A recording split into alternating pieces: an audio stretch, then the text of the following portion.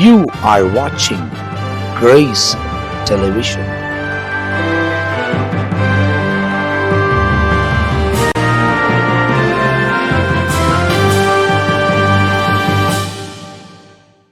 கிறிஸ்துவுக்குள் அன்பான அனைவருக்கும் ஆண்டவர் இயேசுவின் நாமத்தில் வாழ்த்துக்களை கூறி, இன்றைக்கும் இந்த காலையில் ஒரு வசனத்தை தியானிக்க உங்களை நான் அழைக்கிறேன். இந்த உலகத்தில் நமக்கு முதல்ல ஒரு வசனம் படிச்சிடுறோம் பாருங்கள். எது நமக்கு முக்கியம் தெரியுமா? ஞானம் ரொம்ப முக்கியம். பிரசங்கிக்கிற எனக்கும் கேட்கிற உங்களுக்கும் தேவ ஞானம் மிகவும் முக்கியம். உலக ஞானம் இருக்கும், ஆனால் தெய்வ ஞானம் நமக்கு தேவை. யாக்கோபு என்ற அந்த புத்தகத்தில் முதல் அதிகாரத்தின் 5ஆம் வசனம். யாக்கோபு எழுதின பொதுவான நிருபம் முதல் அதிகாரம் 5ஆம் வசனம். உங்களில் ஒருவன் ஞானத்தில் குறைவுள்ளவனாய் இருந்தால் யாவருக்கும் சம்பூரணமாய் கொடுக்கிறவரும் ஒருவரையும் கடிந்து கொள்ளாதவருமாகிய தேவனிடத்தில் கேட்க கடவன், அப்பொழுது அவனுக்கு கொடுக்கப்படும். படிக்கும்போதே உங்களுக்கு புரியும் என்று நினைக்கிறேன். ஞானம், இன்னைக்கு சில பிரச்சனைகள் வந்துடும்.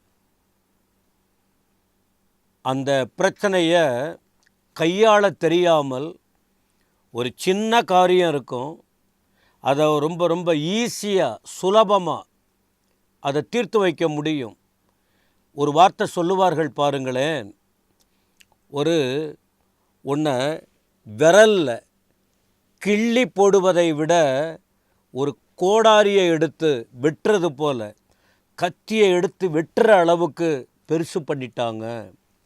ரொம்ப ஈஸியாக இதை நாம் கையாண்டிருக்கலாம். அப்போ காரணம் என்ன? இப்படிப்பட்ட வார்த்தைகளை சொல்லும்போது அவங்க ஞானம் இல்லாத பண்ணிட்டாங்க. அந்த பெண்ணுக்கு ஞானம் இல்லை, அந்த கணவனுக்கு ஞானம் இல்லை, அந்த பெற்றோருக்கு ஞானம் இல்லை. இதனுடைய பின் விளைவை அவங்க யோசிக்காத போயிட்டாங்க. நியாயம்தான். உலகத்தில் அதுதான் நடக்குது. எல்லா விதத்திலும், குடும்பத்திலும் சரி, ஊழியங்களிலும் சரி, வியாபாரத்திலும் சரி, அரசியலிலும் சரி. அதனால் நமக்கு தேவை, எனக்கும் உங்களுக்கும் நமக்கும் தேவை ஞானம். ஏதோ கொஞ்சம் படித்ததுனால அல்லது நிறையா படித்ததுனால எல்லா ஞானமும் இருக்குது என்று நாம் யோசித்து விடக்கூடாது. ஞானம் ஒரு மனுஷனுக்கு இருந்தால் பேச்சிலே தெளிவு இருக்கும். ஒரு காரியத்தில் ஈடுபடும்போது அதில் ஒரு தெளிவோடு செயல்படுவார்கள். ஒரு பிரச்சனைகள் வந்துவிட்டால் அந்த பிரச்சனையை பெரிதுபடுத்தாமல் அதை முறைப்படி செய்வதற்கு அந்த ஞானம் வெளிப்படும். அதனால்தான் சில சூழ்நிலை, ஒரு பிரச்சனை வந்தால் இன்னாரை கூப்பிடுங்க, அவங்கள அழைங்க, அவங்க நீதியாக பேசுவார்கள், ஞானமாக பேசுவாங்க, யாருக்கும் குழப்பம் இல்லாமல் மாறும். அப்போ ஞானம் முக்கியம். இந்த ஞானத்தை குறித்து நீங்கள் வேதத்தில் படித்தால் நீதிமொழிகள், அதில் நிறைய வசனம் இருக்குது. எனக்கு அதை நான் இப்போ பேசலை. ஞானம்ங்கிற தலைப்பில் தொடர் செய்தியாக நாம் தியானிக்க ஆரம்பித்தால் அதனுடைய வசனங்கள் இருப்பிடத்தை சுட்டி காட்டி அதிகமாய் தியானிக்க முடியும். அதனால் ஞானம் மிகவும் முக்கியம். அப்போ இந்த ஞானம் எப்போ கிடைக்கும்? இந்த ஞானம் எப்போ கிடைக்கும்? படிப்பு, இந்த உலகத்தில் படிப்பு, ஆராய்ச்சி இதெல்லாம் செய்யும்போது நமக்கு கிடைப்பது என்ன தெரியுமா? நாலேஜ், அறிவு கிடைக்கும். அறிவு இருக்கும். திட்டுவாங்கல்ல, ஏய் உனக்கு அறிவு இருக்கா சொல்லுவாங்க. கேட்குற வரைக்கும் முதலாவது இருக்கா தெரியாது. அறிவு, இது அறிவு இந்த பூமியில் கற்றுக்கொள்கிறோம். ஆனால் விஸ்டம், ஞானம் என்பது தெய்வத்தினிடத்திலே வரக்கூடியது. ஞானம் ஞானம் மிகவும் அவசியம்.